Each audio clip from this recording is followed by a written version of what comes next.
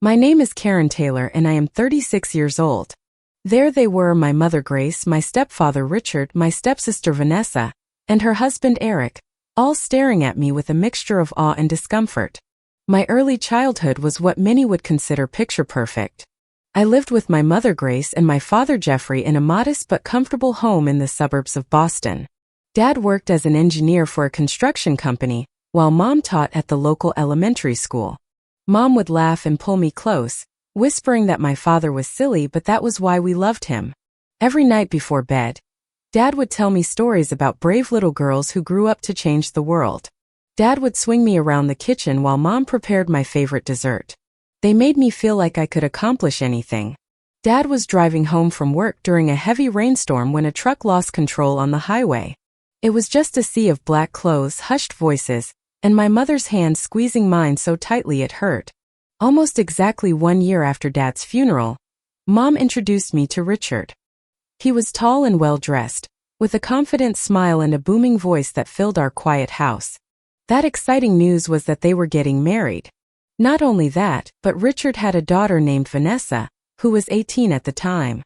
We would all be moving into Richard's larger house in a more upscale neighborhood. "Look," she said, flipping a page. "Let's just be clear about something. We're not going to be sisters. Stay out of my room and out of my business and we'll get along fine." There were no dents in the walls from where Dad had hung my growth chart. He was polite but distant, saving his real affection for Vanessa. When she announced she had been accepted to her college of choice, Richard threw an elaborate party with catered food and dozens of guests. She had always been my champion, the one person who knew me better than anyone. When Richard criticized my table manners or my clothing choices, Mom would give me a look that said, "Just do what he says. Please try harder." Dinners in our new home were particularly tense. Richard would dominate the conversation, talking about his real estate business or Vanessa's accomplishments. The worst times were when I was alone with Vanessa. She had a talent for subtle cruelty, making cutting remarks when no one else could hear, accidentally breaking things that belonged to me, and blaming me for things I hadn't done.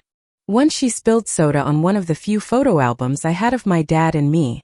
Richard seemed to be taking control of all the family finances, including the money Dad had left for me. There was a college fund that Dad had set up and a small inheritance that was supposed to be mine when I turned 18. When I overheard Richard discussing reinvesting those dormant funds with Mom, a knot formed in my stomach. But every time I tried to ask Mom about it, she would quickly change the subject. The once warm relationship between my mother and me had cooled to the point where we felt like distant relatives rather than mother and daughter. In my lonelier moments, I would take out the photos of Dad and try to remember what it felt like to be loved unconditionally. Those memories became a lifeline during the increasingly difficult days in what was supposed to be my new home. By the time I turned 16, I had developed a survival strategy focused completely on school and planning my escape. "Why do you need to stay at school until 6 o'clock? Richard would demand. No amount of explanation about study groups or science club meetings seemed to satisfy him. Meanwhile, Vanessa had started college at a prestigious university, and every phone call home was treated like breaking news. I kept a journal during those years, pouring my thoughts and feelings onto its pages since I had no one to talk to. One entry from that time reads, "Sometimes I wonder if I would disappear completely. Would anyone in this house even notice I was gone? What time dinner would be, whether I needed new school supplies, reminders about chores."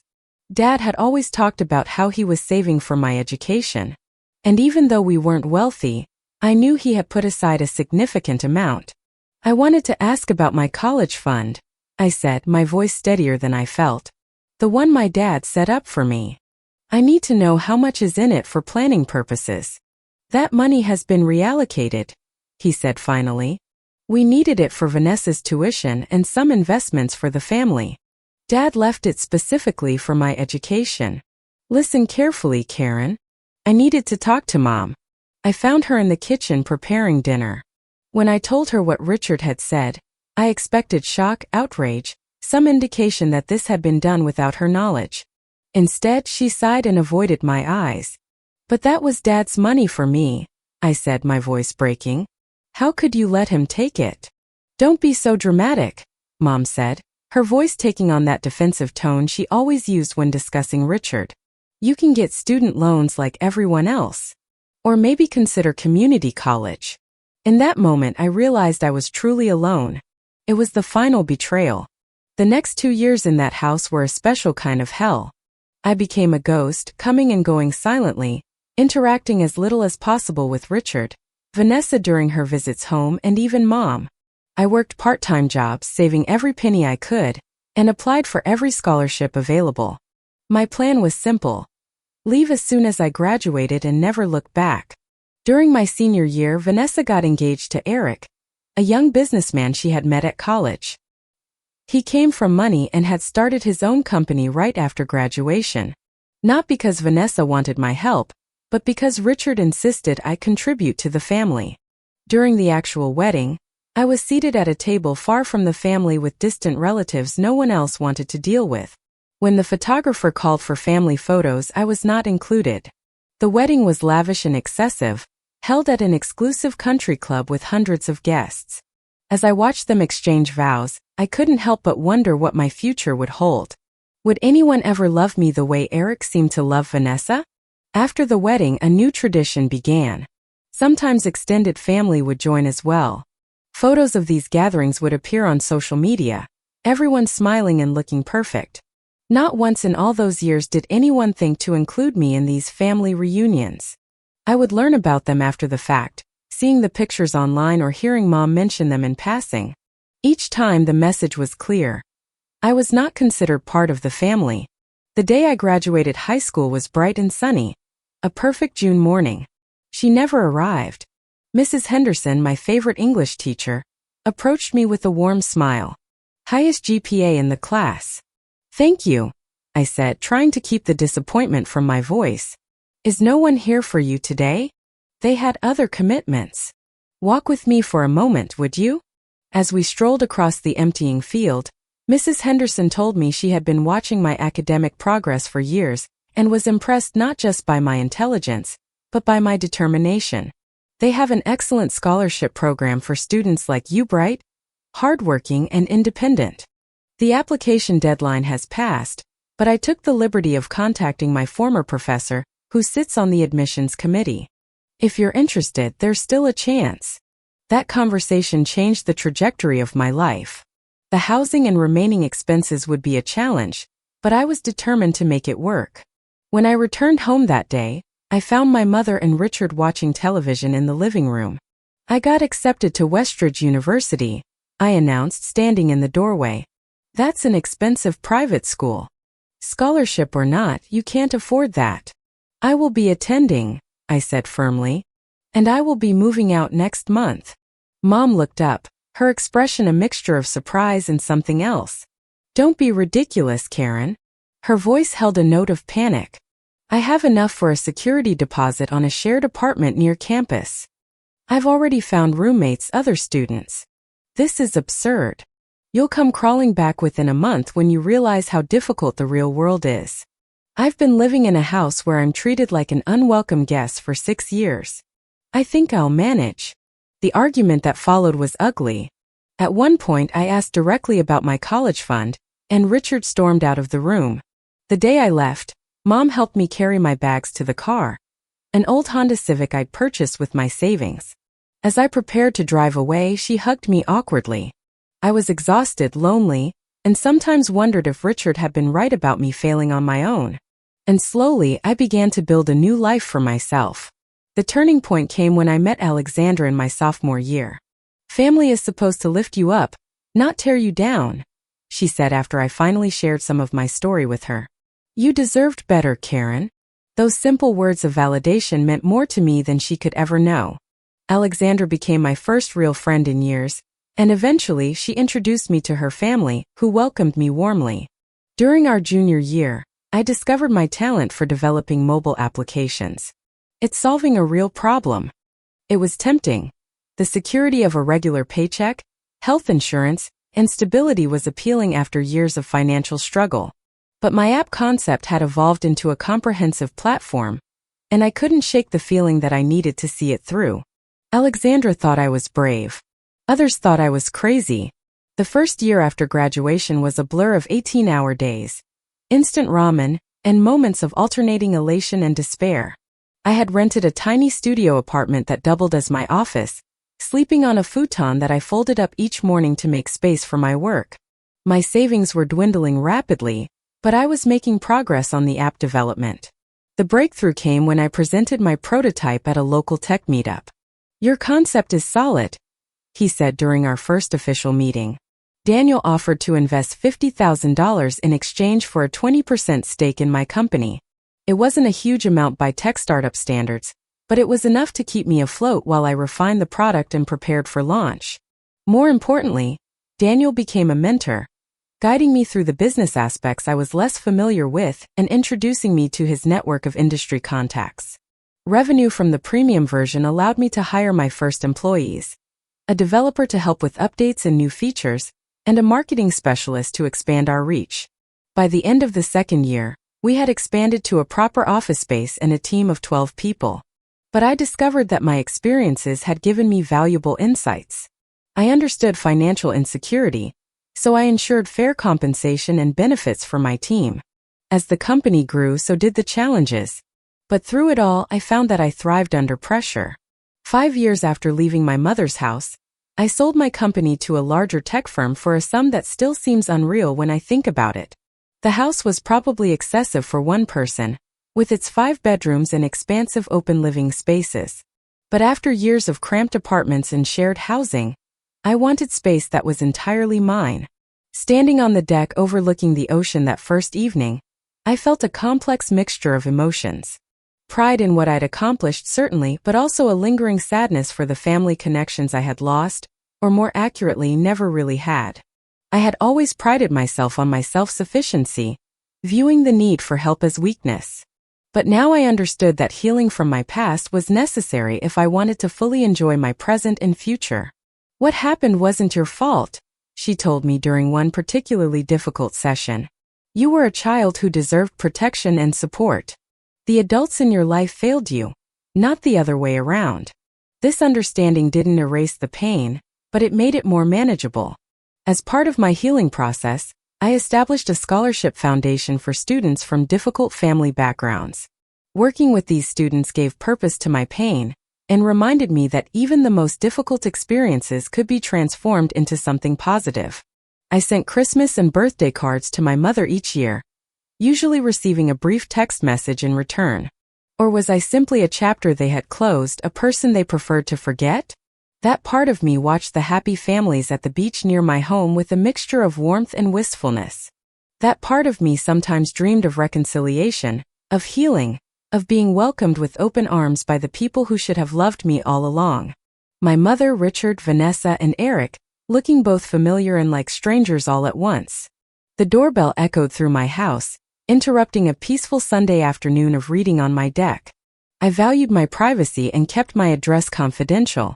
Curious and slightly annoyed, I made my way to the front door, tucking my hair behind my ears and straightening my casual sweater. Nothing could have prepared me for the sight that greeted me when I opened the door. There they stood like apparitions from another life. My mother, Richard, Vanessa, and Eric.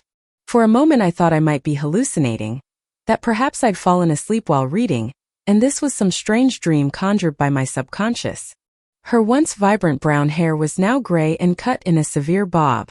Richard stood beside her, still tall, but no longer imposing. Vanessa, now 36, had maintained her polished appearance, though her designer clothes couldn't hide the tension in her shoulders and the tight lines around her mouth. Eric stood slightly apart from the others, his expression unreadable behind a forced smile. "It's been so long." I stood frozen in the doorway, 1,000 emotions rushing through me at once. Shock, confusion, anger, curiosity, all competing for dominance. But years of business negotiations had taught me to maintain my composure in unexpected situations. "Yes," I replied evenly. Finally, Richard cleared his throat. "This is quite a home you have here. The neighborhood is very exclusive." My voice sounded strange to my own ears, formal and detached, as if I were hosting business associates rather than family. "Water's fine, thank you," my mother said, and the others nodded in agreement. As I filled glasses with filtered water and arranged them on a tray, I took several deep breaths. Whatever their reason for appearing after all these years, I would not allow them to see how much their presence affected me. "So," I said, "what brings you here after all this time? And how did you find my address?" She at least had the grace to look embarrassed about this admission. "Your company is quite successful from what we've read." "It is," I agreed, "though I'm surprised you've been following my career." Another uncomfortable silence fell. I sipped my water and waited. "It's been too long, and we're family after all." "That's an interesting choice of word." Richard shifted in his seat. "We're hoping we can move forward." "Move forward," I echoed. The conversation continued in this strained manner for nearly an hour. I answered politely but offered no details beyond what they specifically asked. They shared equally superficial updates about their lives. Vanessa and Eric's 10th wedding anniversary, my mother's retirement from teaching, Richard's scaled-back involvement in his real estate business. What they didn't mention was the 12 years of silence, the family gatherings I hadn't been invited to, the major life events they hadn't shared with me, the complete absence of any attempt to contact me until now. We danced around these glaring omissions, maintaining a facade of civility that grew more strained with each passing minute. As we stood admiring the view, Eric casually mentioned his new business venture, a tech startup that was showing great promise but needed additional investment. "The timing of the market hasn't been ideal," he said, his eyes fixed on the horizon rather than meeting mine. "That sounds challenging," I replied, deliberately obtuse. "Due in 4 months. A child deserved only good wishes, regardless of its parents." "Yes, it's wonderful news," Richard interjected. "But it's put some additional pressure on their finances." "Are you asking me for money?" The bluntness of my question seemed to startle them. My mother looked down at her hands. Vanessa flushed, and Eric became suddenly interested in his shoes. "Not asking exactly," he said, his voice taking on the smooth tone I remembered from my youth, the one he used when trying to convince someone of something. "More like exploring opportunities for family to support each other. Perhaps an investment in Eric's company, or a loan to help Vanessa and Eric prepare for the baby." "A loan," I repeated. "I see," I said, my voice steady, despite the anger building inside me. "Because you need money." We genuinely wanted to reconnect. The financial situation is just a separate issue. Because in 12 years there have been no calls, no visits, no invitations to family events. But now that you need money, suddenly family is important again. The atmosphere on the deck shifted, tension thickening the air between us. Richard straightened his shoulders, preparing for the kind of confrontation he had always dominated in the past. "Now, Karen," he began, his tone condescending. "There's no need to be dramatic. Families sometimes drift apart, but blood is still blood." I looked at him for a long moment, then turned to walk back into the house. "I think we should continue this conversation inside," I said over my shoulder. As they followed me back to the living room, I could feel the weight of unspoken words, of years of hurt and resentment pressing down on all of us. The time for polite evasion had passed. Now we would finally speak the truth whether they wanted to hear it or not. Once we were all seated again in the living room, I excused myself briefly. "Give me a moment," I said, rising from my chair.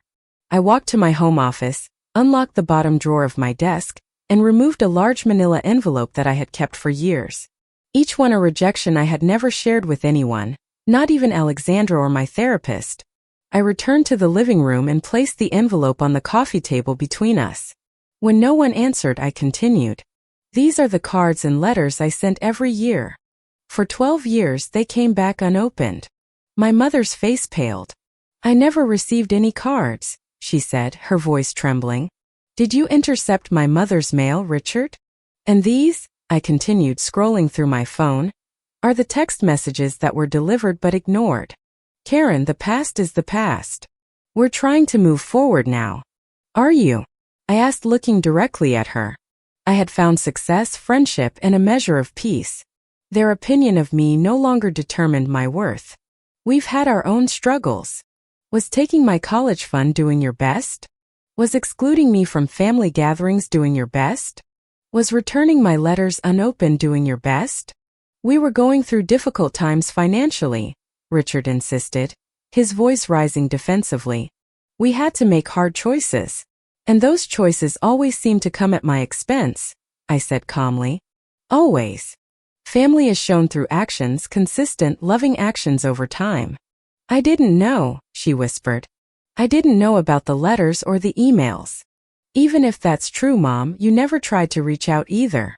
She had no response to that, her gaze dropping back to her hands. Look, Karen, we obviously approached this all wrong. The business is in trouble. Serious trouble. We're at risk of losing everything: the house, the cars, our savings. Thank you for being straightforward, Eric. So you'll help us? No, Richard, I will not be giving you money. The hope that had begun to build in their expressions crashed, replaced by a mixture of disappointment and, in Richard's case, anger. After all this talk about family, you're going to turn your back on us when we need help, he demanded. But I'm also not going to pretend the past didn't happen, or that your sudden interest in reconnecting isn't directly tied to your financial problems. Get to know each other as the adults we are now, not the people we were 12 years ago. And if Eric is serious about his business, I'm willing to review his business plan and offer guidance, connections, or mentorship. Trust and relationships have to be earned, not bought. We came here in good faith, and you're treating us like we're trying to scam you. No, I said, remaining seated and calm. I'm treating you like people who have hurt me deeply in the past, and have yet to acknowledge that hurt, let alone apologize for it. I'm setting boundaries based on our history together. That's not ridiculous. We should go, he said tersely. Clearly, this was a mistake. Vanessa looked torn, her gaze moving between her father and me. Some guidance for Eric's business could be valuable. We don't need her guidance, Richard snapped. My mother stood now too, her expression a mixture of sorrow and resignation. I should have been a better mother to you. Her words, spoken with genuine remorse, touched something deep within me. It wasn't enough to heal everything, but it was a start. Thank you for saying that, Mom, I said softly. Richard made a disgusted sound and headed for the door. I nodded, and he continued after his father-in-law. I never hated you, she said suddenly. Dad always talked about how brilliant you were, even when he was being hard on you, and I felt threatened when you came into our family. Thank you for telling me that, I said. It helps me understand some things better. As their car pulled away from my house, I stood in the doorway, watching until they were out of sight. For the first time in 12 years, I had spoken my truth to them without fear or shame. Whether they would take that path remained to be seen, but regardless of their choice, I knew I would be okay. I had built a life I was proud of, surrounded myself with people who valued me, and found strength I never knew I possessed. We walked on the beach, not as a mother and a broken child, but as two women getting to know one another again. She told me she and Richard separated a few months after their visit. My confrontation had been the catalyst for her to finally face the deep unhappiness in her marriage. With a few introductions I made and a lot of hard work on his part, he secured the funding he needed from real investors. He and Vanessa are still afloat, and he sends me pictures of my niece Lily, who has my father's bright, curious eyes. Tonight, the Karen Taylor Foundation is holding its annual gala. As I look out over the crowd, I see my mother sitting at a table with Alexandra and her family. But they are no longer open wounds. My father once told me I would grow up to change the world. Hit that subscribe button, it's completely free, and become part of a family of survivors and thrivers who share their journeys.